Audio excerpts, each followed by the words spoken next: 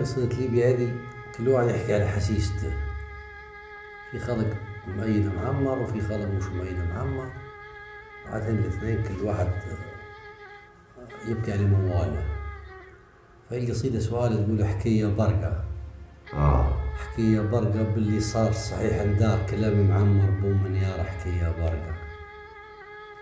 حكي يا برقة قول الحق صحيح صدق معمر صادق ولا لق،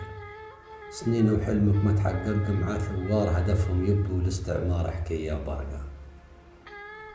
حكي يا برقة باللي سير عام قدير ما حصلتي غير قهير،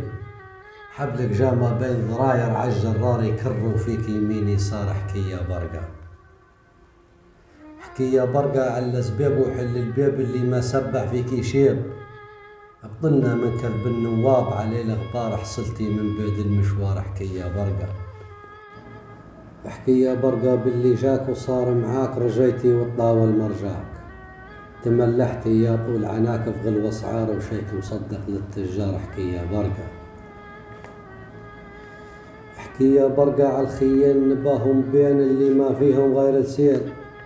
عبيد التركي والطليان عليك جار وخلا وطنك غير دمار، احكي يا برقة، احكي يا برقة لك كم عام الوطن نظام وما حصلتي غير كلام،